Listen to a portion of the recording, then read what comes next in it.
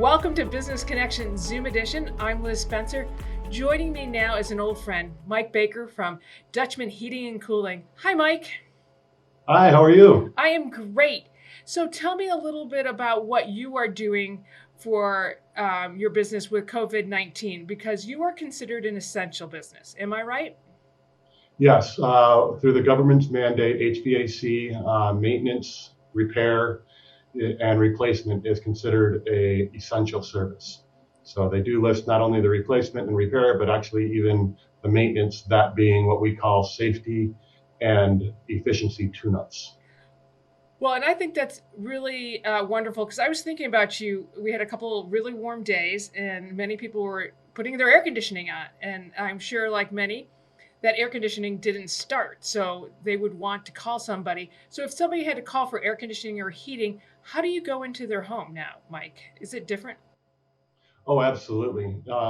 We're actually looking to coin our phrase, is it a no contact, a zero contact, but something along those lines where we ask homeowners a series of questions, first and foremost, just to see how their health is and is there a higher risk. Doesn't even necessarily mean we won't go into their home. Certainly, if they have an emergency, we have to take care of our customer. But we might need to take extra precautions. Maybe that's the only call that technician would run then that day. Mm-hmm. Maybe we would consider a quarantine. Fortunately, we have not ran into anybody that has any real illnesses and that we've had to go to their home. So we haven't heard of anybody of our customers that's been infected that even had a need to be tested. All our employees have to make sure that they're not coughing, sneezing, having even those type of symptoms, and certainly no temperature, or they're not allowed to work until that has subsided. So we ask a series of questions for our homeowners. We also supply gloves and masks for our employees and portable air cleaners. The portable air cleaners we're putting in our trucks with the idea that on a mask that it may help clean the mask and the surfaces we touch in the trucks, so that now the gloves are, of course, are thrown away after every call, and they use hand sanitizer and they clean their trucks at the end of each day. But the main thing of the call itself is that we try to have zero contact. So we ask the homeowner, can you give us a completely lit and open, clear pathway to your equipment? And if they haven't touched their equipment in the past 2 weeks, then we feel comfortable with our procedures of wearing gloves and the masks to go into the equipment without having to touch a door or a light switch. And then we can also, of course, the social distancing, staying at least 6 feet apart. And at that point, then we can work on the equipment. If they had touched the equipment, we're going to ask them if they can look to sanitize it. Certainly not spraying anything on any electrical parts, but spraying maybe into a rag and wiping down any surfaces they might have touched. So that's the gist of it. We just had a meeting with all our guys. We have not been doing the maintenance as far as the efficiency and safety inspections currently. We were waiting, hopefully, for this all to get better. So we've actually said that we will start as of next month, but that could be fluid. We'll see what happens. We are starting to schedule for next month these efficiency and safety tune-ups, but things are too scary at that point, and there's reason for us to hesitate some more. We will. The problem does come in, though, that yes, when we got a 70-degree day, we got a few phone calls coming in, and we know that there's going to be a lot. Kind of a funny story. One of my friends went to do his own air conditioner clean and check and do a video showing some of the practices that we're using. And as soon as he opened up his air conditioner, he found a mouse nest inside. And the mice had chewed up all the wires, so his air conditioner wasn't going to come on.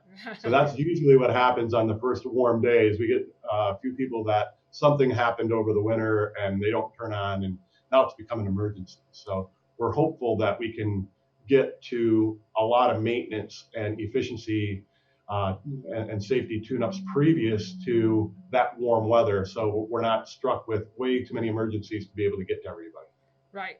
Well, we appreciate your the care and detail you're putting into making sure when you come into our home. I think masks, gloves, but more importantly, that pathway of no contact is a really good idea. And like many people, I haven't touched my equipment, Mike, so I'm sure that helps. What else should we be thinking about during this time period for our heating or cooling system? Well, we're all at home, so I'm thinking, what can we do to clean our home? Because it's certainly not as great a risk as a grocery store or a gas pump, where we all ought to be making sure we're wearing masks and gloves to interact in those areas.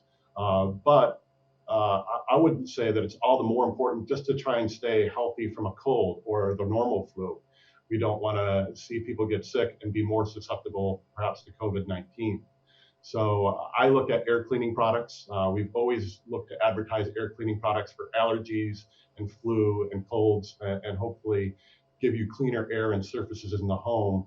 So we do have products that help filter things out of the air. We also have products that send cleaning agents that help attack viruses and bacterias in the air and on surfaces. To be clear, nobody has any product tested with COVID-19 as far as an air cleaning device. They have, there's been a lot of different advertisements out there, and we just want to be very, very careful. Coronavirus has 7 different strands, and COVID-19 is just one of them. So I just wanted to be clear that COVID-19, they don't have mechanical equipment that's been tested yet. Hopefully they're doing some of that now, but obviously we keep on hearing different things. Do you wear a mask? Do you not wear a mask? And certain antibacterial wipes don't work with viruses. Right. So we got to make sure we have high alcohol content hand sanitizer, and of course soap and water is still the best. You're right. Well, and I think it's nice with the air products just to keep when we're all closed in and we're all in our homes, the air quality is important. So of the air cleaning products that you're talking about, is that something that we can pick up with no contact from Dutchman, or is that something that gets delivered? How does that work? Well, we actually do have some mobile devices that cover up to 250 square feet. These are ideal for what we're putting in our trucks, and they can have a cigarette lighter type power adapter. They also have a 110 volt power adapter. They even have an international plug adapter. So the idea being that you can take it with you when you travel. So if you're one of those people that still needs to travel, you could put it in a hotel room. You could put it in your car, or if you're going into an office, a small office, it'll cover your office space. Certainly if somebody's got an essential service like us, we're using air cleaners here in our office, and still social distancing and still making sure everybody that comes in is perfectly healthy. So, but I'm sorry. So we do have those portable devices. We also have whole home ducted systems that we would again say we would look to do a zero contact type installation. And every time we do an installation, we actually have a larger than mobile, but what we call a portable unit that can cover up to 3,000 square feet. And we bring that into the home when we're doing an installation so that we can go ahead and keep the air fresh while we're working, and hopefully remove some odors and do some good cleaning so that we're hopefully not spreading anything. Well, Mike, I always learn so much when I'm talking to you about air quality and everything I should be thinking about for heating and cooling.